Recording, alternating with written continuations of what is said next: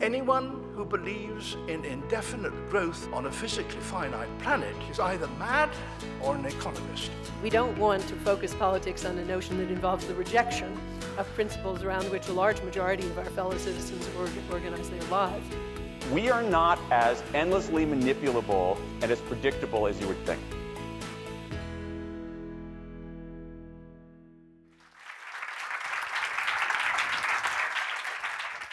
My argument is that the backdrop to these riots were two revolutions which Britain has yet to come to terms with.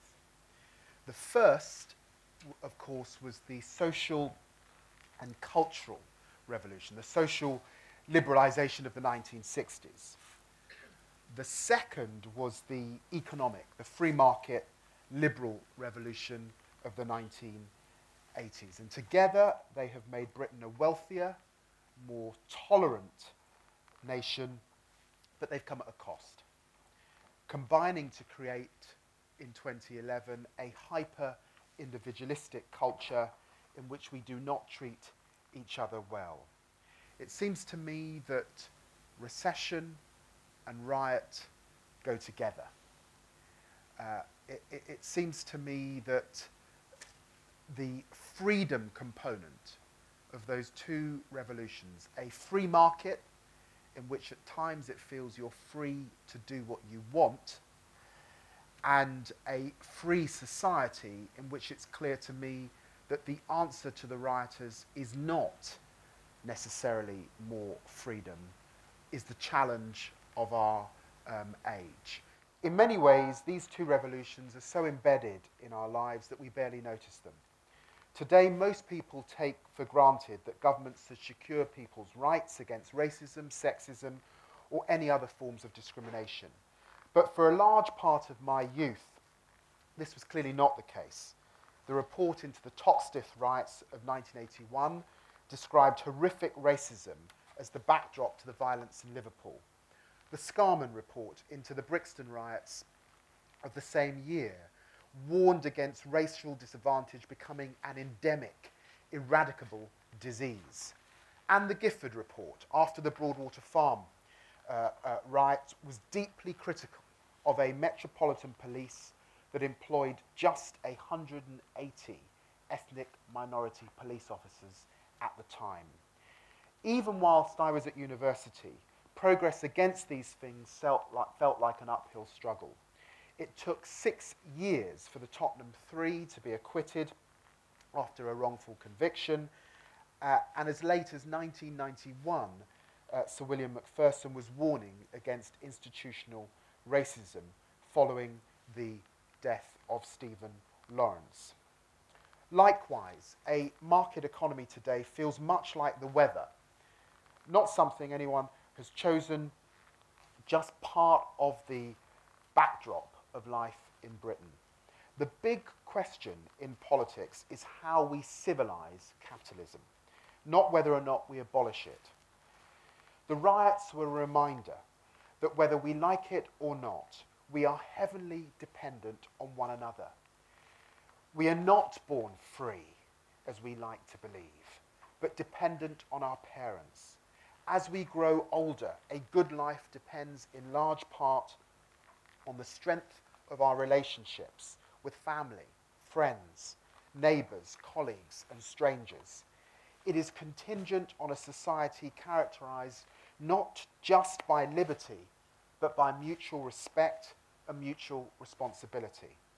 And when this breaks down, it takes a lot more than police officers to put things right.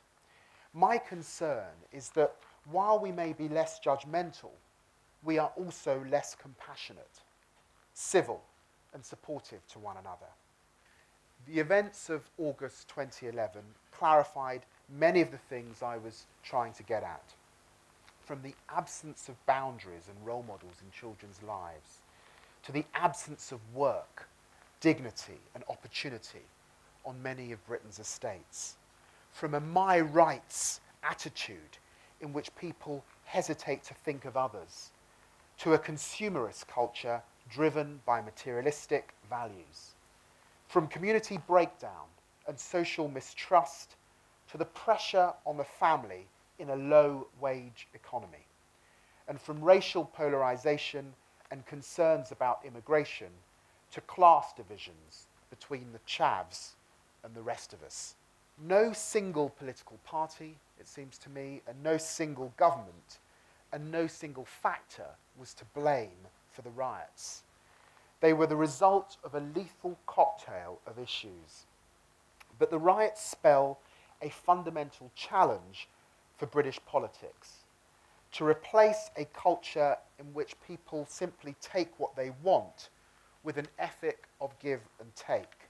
Rather than try to replace society, government should seek to reinforce it in everything that it does. This should be the golden thread running through our attitudes to families, to communities, to workplace, to our justice system, taxation, immigration rules, and welfare. The freedom economics has revealed not just an inequality, but a worklessness that dominates our housing estates. Where estates were working class communities, they have become largely workless communities. Where mum and dad, if they're together, are doing one job to make ends meet. If you are a dinner lady, you are also a cleaner in my constituency. If you are a security guard, you are also running a minicab in the evenings. So I talk in my book about one family whose daughter was caught up in the riots, who it's not that they're not trying to parent that child, it's that they can't, the time isn't there, and they're not able to make a living wage in our economy. And we need some serious structural solutions to that problem. We also need to settle this argument that's dogged Britain really since the Second World War, which is there are only two narratives really if you're in politics in Britain.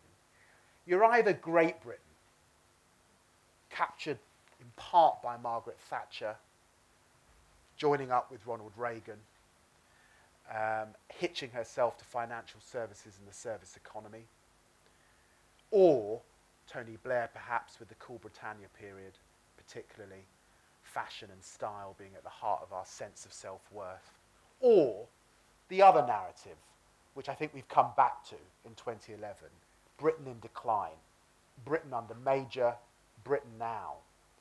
And the central story of that is what is growth in our economy.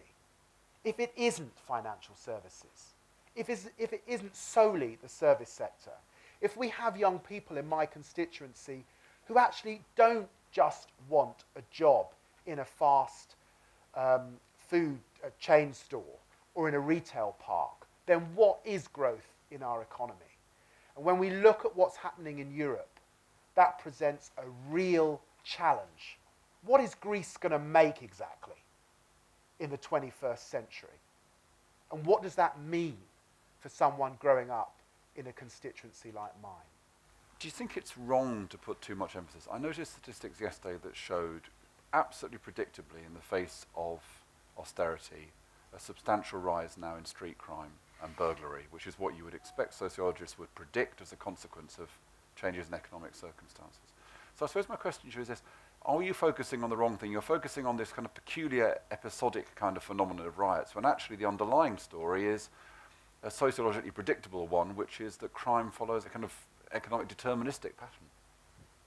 Perhaps if you're solely concerned about crime, but I've tried to write a book about the lives of my constituents and therefore the lives of many people in Britain that I think lie behind some of the rioting. I might say this though, the riots that we saw this summer are the biggest that we've really seen in modern times. They involved far more people than the riots you associate with Burnley or Oldham or Brixton or Broadwater Farm. What we're seeing here is far more a challenge to the structural system we have, and actually connects up to what's going on outside St. Paul's, and in a sense the hopelessness that surrounds a whole millennial generation of young people. there is in somewhere like Tottenham, where if you're growing up, a deep sense of what am I going to do with my life? And it is in part against a backdrop of concern that you can't get to university because 9,000 is a lot of money, EMAs and all the rest of it. The driver of hyper-individualism, of people atomizing apart and not coming together, I think is a real challenge, not just for this country, but for Western democracy. And the experiment that we had, that Labour had, was to invest, often to top up market failures. So if a company doesn't pay its cleaner or its security guard problem, we'll use the welfare state to top up the salary. If the food and drugs industry want to pollute our children, we'll use the NHS to deal with obesity. And I'm afraid that argument in relation to both the economy, we can't sustain in an age of austerity, but indeed also the sense of my right, my freedom, and people talking more and more about a culture of entitlement is also a challenge to how we come together to solve some of these problems. Actually, I don't think there's much that you've said that David Blunkett wouldn't have agreed with in 1997. And I think that both David, also I think of Hazel Blears, both were very aware of this. They're both communitarians, and they both had a whole variety of things that they tried to do to address some of the kinds of issues you're discussing. And the kind of unifying component of those ideas is that they failed, really.